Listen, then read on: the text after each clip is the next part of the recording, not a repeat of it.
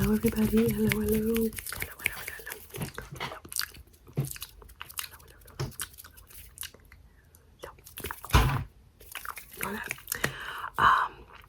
Before I get into today's video, I wanted to give you an update on the kittens, the GoFundMe.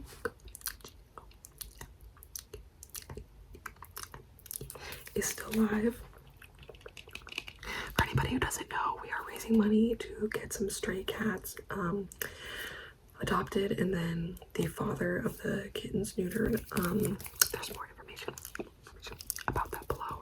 We have some adoption and foster interest, and hopefully in the next week they will be in a new home. So all of the videos labeled ASMR for a cause, please make sure you go watch those and do not skip the ads because revenue will be used for the cats. And then one more thing, I have a pull up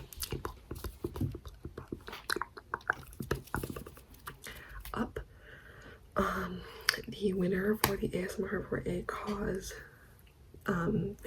final video is ASMR answering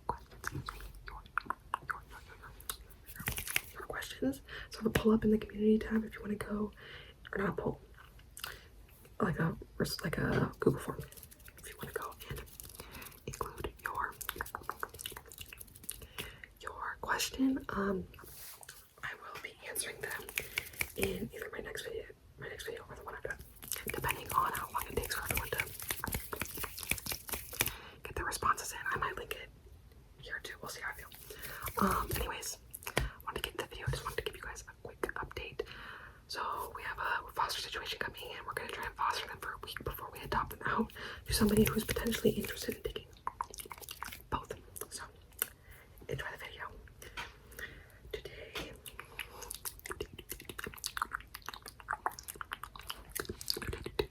I have my FLUTE here.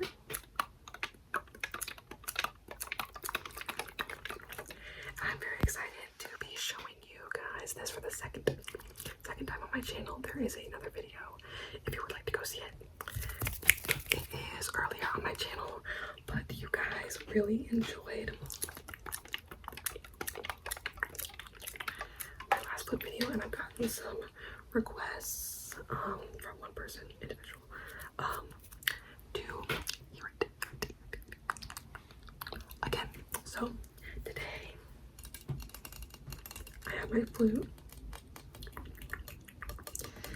It is a Yamaha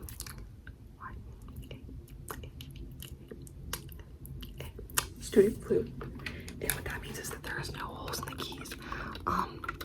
The ones with holes are much more expensive and much harder to play.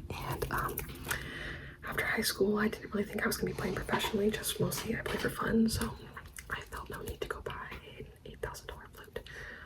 This one I've had since 5th grade, and it works perfectly. It works amazingly. Yamaha is a very good brand, so I got this one second hand, and I've had it for about 12 years now. So first of all, I wanted to show you guys. I'm gonna figure out what the sticky key is. Oh, so you can tell it's a little sticky, right? So I want to show you guys what we do for sticky keys. It's very interesting. So you take a dollar bill. You want it to be dirty, preferably, and you just tap the key on the dollar bill. Do not drag it. Okay, it's still sticky. Hold on. You don't want to drag the dollar bill though, because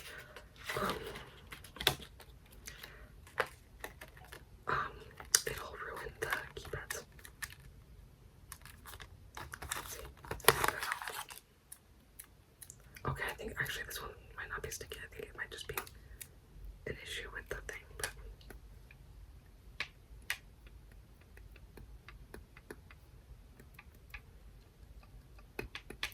yeah, I don't really know what the deal is with this one.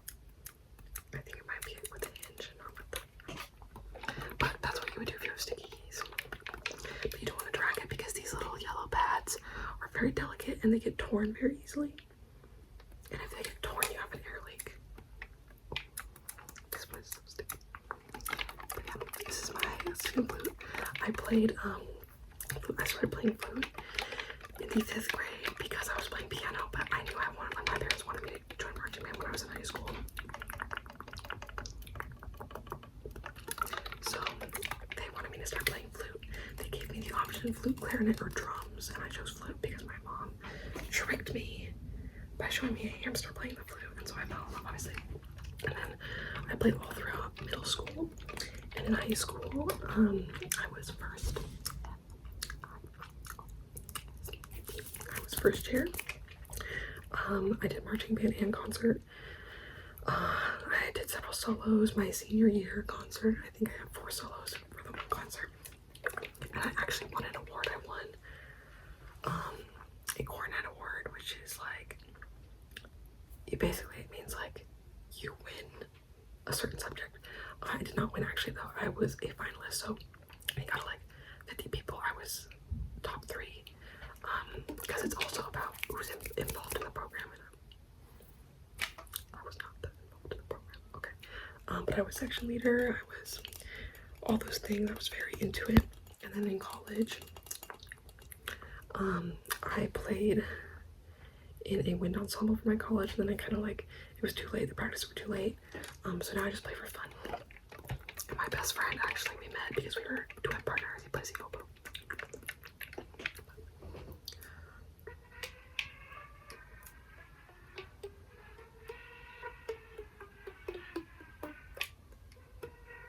That is called a chromatic.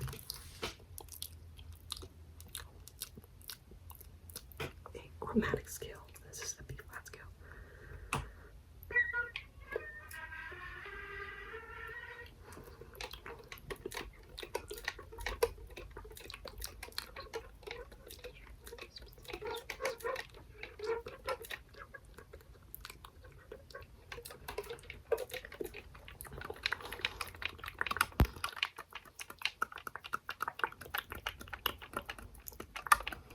See how my whispers up.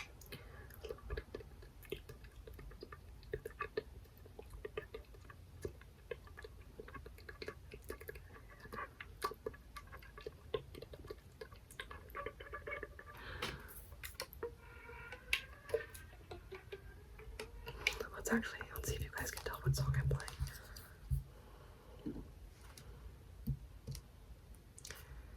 Let's see. I'm gonna get to a part that's hopefully a little bit more recognizable. Okay, hold on. Hold on. Okay, I found the part. We're gonna try this, okay? Okay, tell me if you guys know the song. It's pretty popular.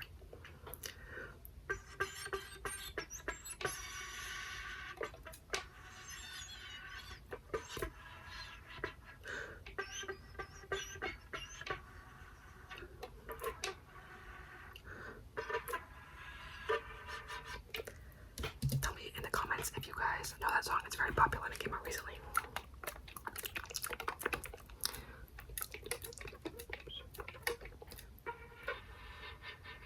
That is called, and it's where you basically move your diaphragm to make it sound. Instead of going like, you can go. But I promise it sounds better when I play it.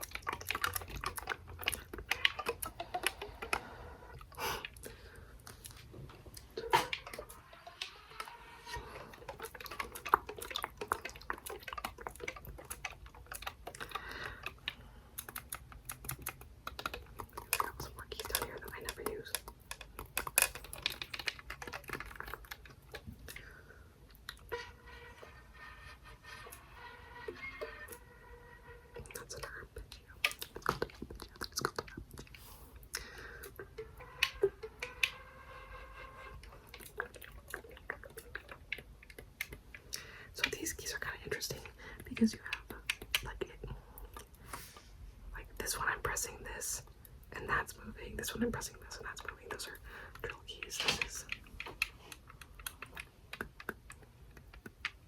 think it's this one. No, is it this one? Yeah, that one opens this one. This one opens that one. But typically your fingers like this. And these ones use the most. This one. And that is for A flat. And this is like for everything, I think, except C. But yeah, see, I don't press this one down for like every other one I do. So that's a C scale, and then this B flat. I have to think about this. But I will show you guys how it sounds whispering when I have just the headpiece on. So the flute comes in three parts. So this is actually how we learn how to do aperture or embouchure. So if I talk into it like this, you can actually hear that the air is running through this and coming out this way. It's coming out this way. And if I talk into this way, then the air is going to be coming out this way. And that's what it sounds like. It's absolutely hollow. This piece, this holds a cork. And the cork is actually the tuning instrument, or the tuning for the entire instrument. So if you take out the cork, the flute is completely useless.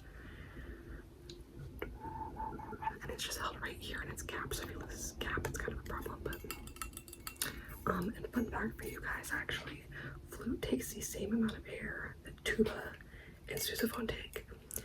And the reason is because most of the air isn't actually going into the flute. You can see it's going across.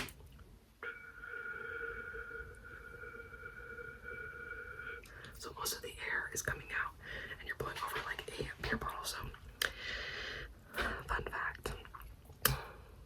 So it takes the same amount of air as that giant instrument because you're putting all your air into it, but this, all the air is escaping.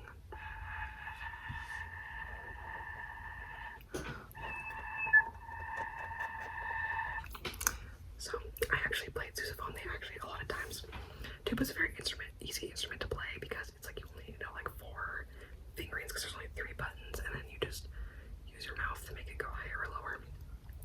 And a lot of times they will actually, if we have too many flutes, which often we do have too many flutes,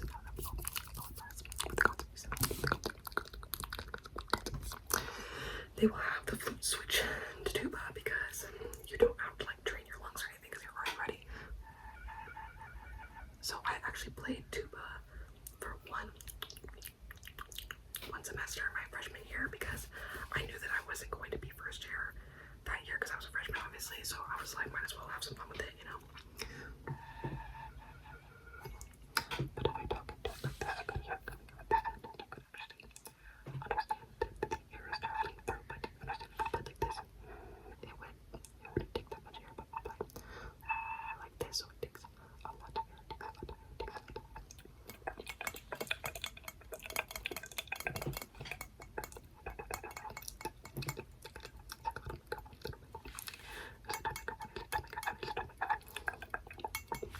That's the headpiece, and then this is where the cork is, which is responsible for most of the sound that the flute makes. But I will show you guys the other pieces. I think this one comes off easier. So this is the second piece. This is the body of the flute. So when I talk like this, you can hear it on the other side because it's going to travel through. So listen to the difference.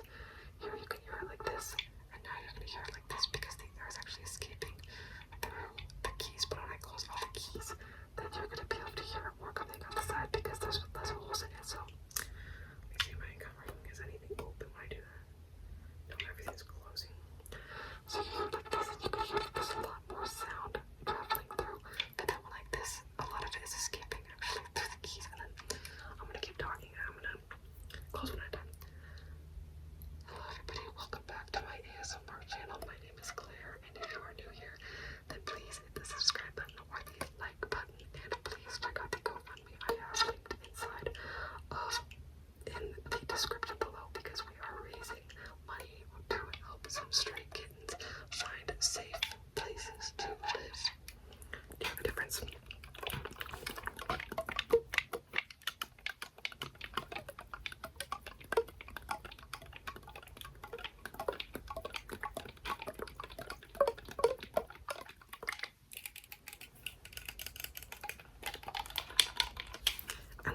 smallest piece of the flute is this one. This is a little tiny foot piece, and you can actually tell that it's really small and does not contribute a lot. Now there is less air traveling through than there is.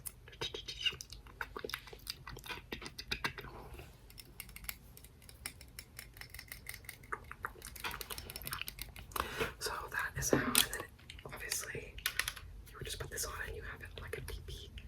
This like a DP so that you're, because if you put it like, if you line up these two pipes, then my pinky needs to be on this key, so that's not gonna work. So you have to do that so that your pinky can comfortably lay. And then this one's kind of loud, so I'm gonna pause for a second.